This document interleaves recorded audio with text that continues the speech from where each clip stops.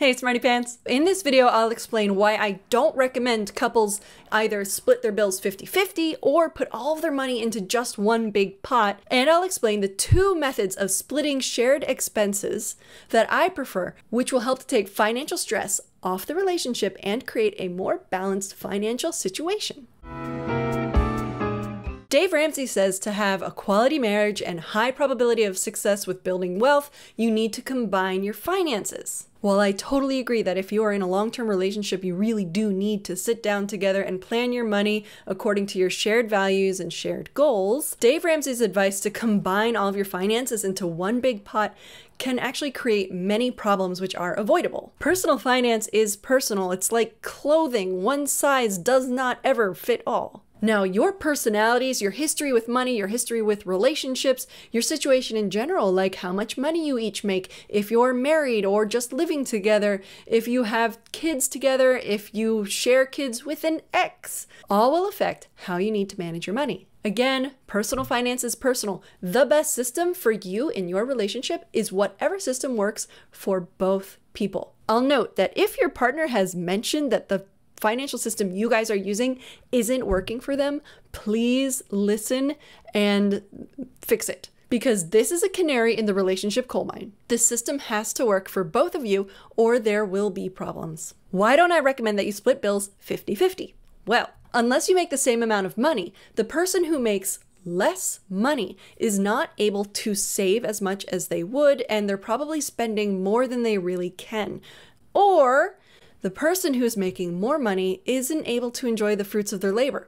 Either way, it's a recipe for resentment. It's like, imagine trying to run a three-legged race and one person is 4'6" and the other person is 6'6". It may be hilarious to watch from the outside, but they're not going to be able to get very far because they keep falling all over each other since they're both used to going at a different pace. They need to go in a pace that's in line with their abilities. My name is Kate Moody, financial educator and coach, here to help independent women outsmart their money. If that sounds good to you, be sure to subscribe. Why do I disagree with Dave Ramsey and don't recommend that you just have one big old pot of money that you both pull from? First off, if you're using the system and it works for both of you, keep doing it. I love it. That's awesome. Personal finance is personal. If you find a way that works for you, keep it up. This system works for a lot of couples. But in my professional experience, I've worked with plenty of couples who it did not work for. So most significantly, in my experience as a coach, the saver in the relationship, and sometimes both people are savers,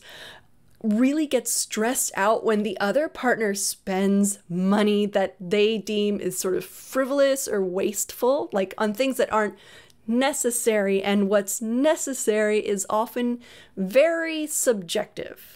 The saver perceives that their money is being wasted, and this creates a lot of financial anxiety, financial stress for them, and that stress bleeds into the relationship and causes problems in the relationship. The second reason I do not recommend this system for most people is oftentimes, not always, one or both people will feel like the person who makes more money, who's contributing more to the pot, has more power in the relationship. Maybe this is even subconscious, but on some level, they do feel that one person has more power in the relationship. That is the person who gets to decide where you're going to eat. That's the person who gets to decide where you're going to go on vacation. That person may even decide where you get to go clothes shopping. And that's not good. Ideally, you want to be in a partnership, not a dictatorship. Lastly, and sorry to get a little bleak on you here, but if the relationship should end, or God forbid it turn abusive, having one big pot of money makes it very hard for one person to leave the relationship. I can't stress this enough.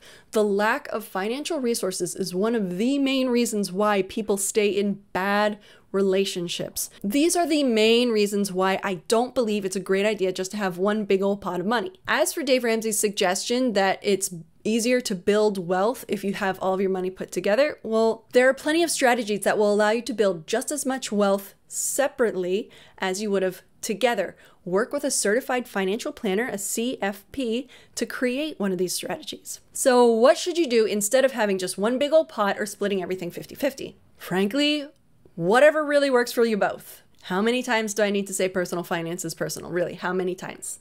Whatever system that works for you both is the system you should use. I'll talk about my 2 favorite systems. Feel free to use them straight out of the box as I explain them. Feel free to make plenty of tweaks and adjustments so that it works for you and your situations. Combining finances is only for people who are living together.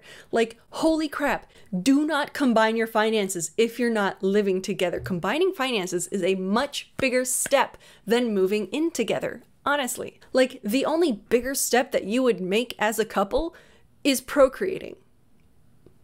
All of this is in my professional opinion, but I think I got a lot to back it up. So here are my 2 favorite ways to combine finances equitably in a relationship. Note, I didn't say equally because equally would have been 50-50, which is equal but not equitable. No matter which you choose, I think it makes it a lot easier if you have a joint checking account and a joint credit card. This is just to make it easy for you guys to spend money so you're not constantly like depositing 20 bucks here, 15 bucks there, 100 bucks there. It's just easier to have a joint checking account and a joint credit card for things that you both use. Rent, groceries, internet, dinners out together, stuff like that. And then have individual checking accounts for the stuff that your partner doesn't use of yours. Some examples might be clothing, like hobbies, haircuts. Now, the first method is to split your bills proportionally to your incomes, and then each person keep what's left over. This is a good way to go if you're both fiercely independent. So for example, if one person makes $120,000 and the other person makes $60,000, together you make $180,000 a year. To find out what would be proportional, you divide your income by the total income. So 120,000 divided by 180,000 equals 2/3. 60,000 divided by 180,000 equals 1/3. The person making more pays for 2/3 of the expenses. The person making less pays for 1/3 of the expenses. Let's say this fake couple has combined expenses of $6,000 per month. The person making more would put in $4,000 to that joint account. The person making less would put in $2,000 to that joint account. In this situation, the person making twice as much money is also paying twice as much towards the shared expenses. Even after they both deposit their money into the joint account, the person making more will have $6,000 a month for themselves, and the person making less will only have $3,000 a month for themselves. This is much more equitable than if you split it 50-50, because if you did that, the person making more would have $7,000 after paying their half, and the person making less would have $2,000 after paying their half. And that is much too big of a discrepancy. All this said, one of the drawbacks of this is that, at least in this situation, one person still has twice as much money as the other to spend on whatever they want, so the couple may still have issues saving or enjoying the fruits of their labor, like I mentioned before. The second method is to combine everything and then give yourselves an equal allowance. This is for people who are more of a team sharing, sort of equal dynamic. Maybe you come from a culture where everything is shared. Basically, if you really believe that all incoming money is ours, and it wouldn't create friction to share the resources. It is also for couples where one person is staying home, taking care of kids, and not getting an income. How it works is all incoming money would go to that shared checking account.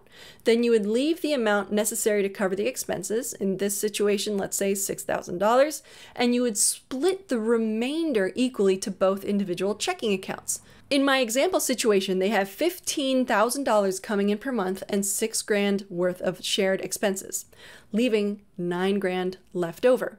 So they'd leave $6,000 into the joint account, and each would take $4,500 and put it into their individual checking accounts to spend on whatever they want. Kayak, their Roth IRA, more houseplants when you already have too many houseplants, fancy hand-thrown pottery for said houseplants, whatever you want. Cool. You may be thinking, isn't this the same as having just one big old pot of money? Well, no.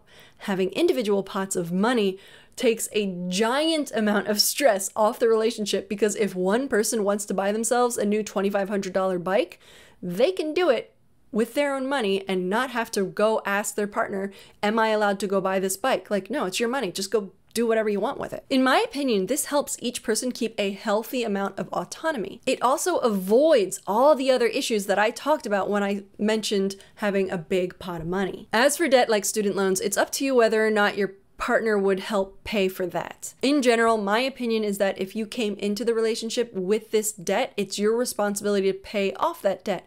But every situation is different, and I can completely imagine situations where even I would think it's a good idea for one person to help the other one out. To be clear, no matter what method you choose, it doesn't mean that you don't love each other or that you don't trust each other. It's just how you guys are managing your money. Money is 90% emotion, 10% logic. So you have to do what works for both of you. If you have student loan debt and think you may be eligible for federal student loan forgiveness but aren't sure where to start, check out my student loan forgiveness cheat sheet down in the description. It lays out 13 different federal student loan forgiveness programs, who they help, how to apply, even what traps to watch out for. Hey, let me know what works for you down in the comments. Thanks for watching. I hope this helps. Cheers.